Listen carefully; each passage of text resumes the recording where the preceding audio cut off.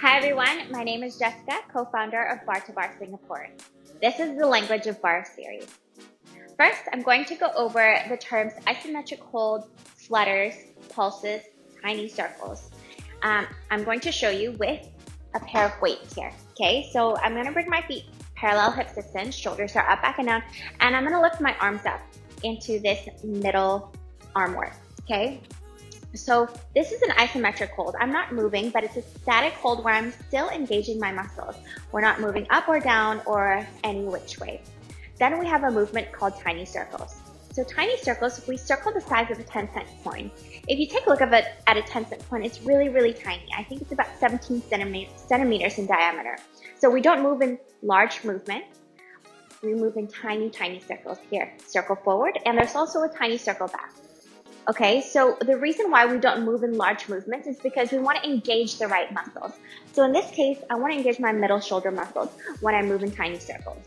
If I move in larger circles, my body might sway and then I might not be engaging the right muscles and I might actually injure myself.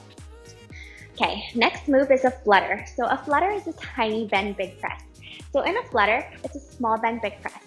Small bend, big press. So if you take a look at my arms, think about reaching those fingertips away from each other. This is a flutter. Okay, we don't do big bend, big press. This is not what we're about. It's a tiny bend press. Tiny bend press. Just still engaging those middle shoulder muscles. Okay, next I'm going to explain to you pulses without the weight. So I'm going to come into a parallel position, okay, holding onto this bar. My feet are parallel hip distance, raising the heels 3 inches high, bending the knees 5 inches down, shoulders up, back, and down. So from here, when I pulse down, it's a down and hold. It's pulse down and hold, and down and hold, or pulse up and hold. It's up and hold, up and hold. I'm not bouncing like this. That's not what we do. So we add an accent on the up as we pulse, or we add an accent on the down, pulse down as we pulse. All right, so these are some examples of pulses. Now I'm going to explain to you a little bit about neutral spine, showing you on profile. Okay, so from here, you don't want to overarch the back when you stand, nor do you want to over-tuck your hips. You want to come into this neutral spine position where you're closing the ribcage, lifting your abs in and up, and shoulders are up, back, and down. That is your neutral spine position, okay? Everyone's neutral spine is different. You have to find yours. Try not to over-tuck or overarch your back. Now, I'm gonna explain to you in parallel what is the tuck and untuck. So when we tuck, we wanna scoop our pelvis forward and back to neutral, okay? So scoop and back to neutral. Scoop and release. You're scooping your pelvis forward and back to neutral. So we don't overarch the back and come back to neutral. This is not a tuck and untuck movement. A tuck and untuck movement is a tuck your pelvis forward and back to neutral. Now, next movement is a shimmy. Shimmy is just moving your hips left to right. So think about hip to rib cage, hip to rib cage, hip to rib cage, hip to rib cage. So that is your shimmy. Now, there's something called a scoop.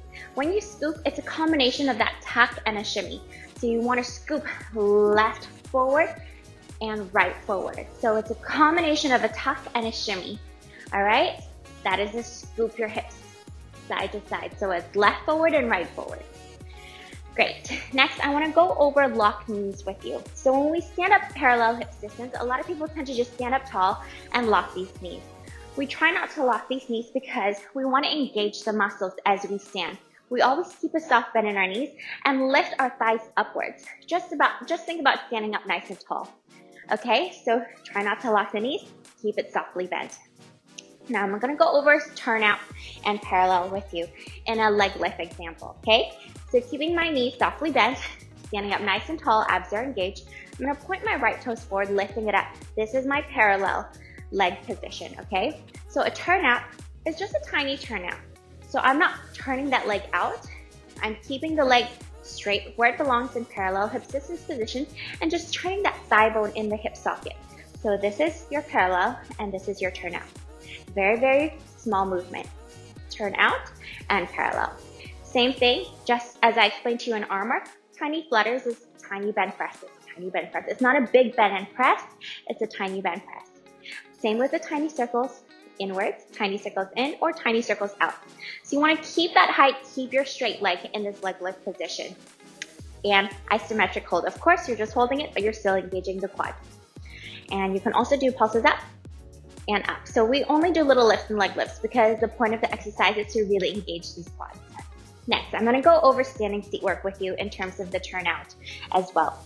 So I'm just going to walk my hips in to touch the bar, inside arm, holding onto the bar, outside arm like a seatbelt, outside leg out, and back 2 inches. So starting with flutters. So this is a tiny, tiny bend press as I squeeze my glutes, okay? So if you can see, I'm squeezing and activating my glute muscles here. Now, on the turnout, it's a very gentle turnout and parallel. This is a turnout, and this is a parallel. It's out and parallel, okay? So again, you can also lift this leg up, tiny circles, back, circle out, and the other way. You can also just do little lifts, little lifts. You can flex and point, and those are your different positions. Next, I'm going to go over language of bar on the mat, so I'll see you down on the mat. Before I go down on the mat with you, I'm going to go over the hip language of bar, starting with hinging your upper body over your hips. So I'm going to stand on profile, feet parallel, hips distance, standing up nice and tall, soft bend my knees.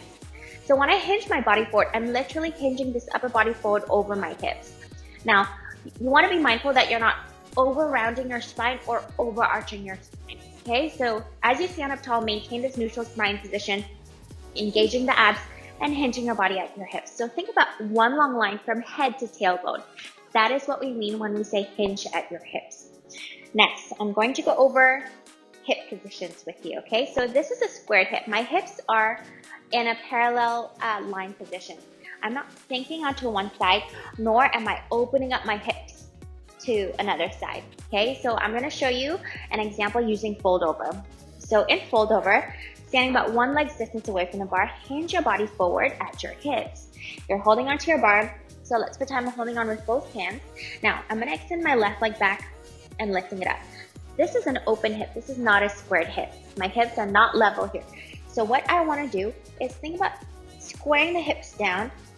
So left hip comes down in line with my right hip. And then the movement comes from the glutes here as I do my tiny circles. At the same time, I'm keeping my standing leg in an isometric hold as I move in tiny circles with my lifted leg. So it's 2-part glute work here, and that is the hip language of bar. Let's go down and meet you on the mat.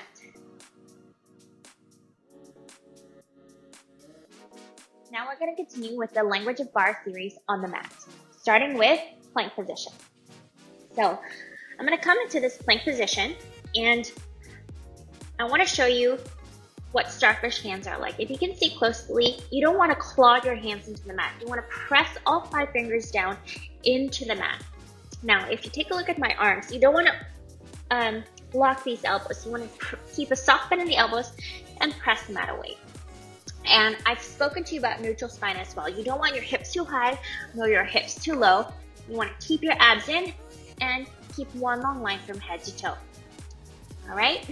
Then I'm going to explain to you the curl, which a lot of people have a hard time engaging. So in a curl position, I'm going to start with sitting up nice and tall, feet parallel, hips distance. My hands are going to be underneath my thighs, my thumbs are on top. Inhale to lengthen the spine first. This is your neutral. Then, as you exhale, you want to press the abs in and round the spine from the tailbone. Think about articulating that spine bone by bone into the mat. Now, if you feel your legs are dangling, you need to walk them closer towards you. Use your abs, okay?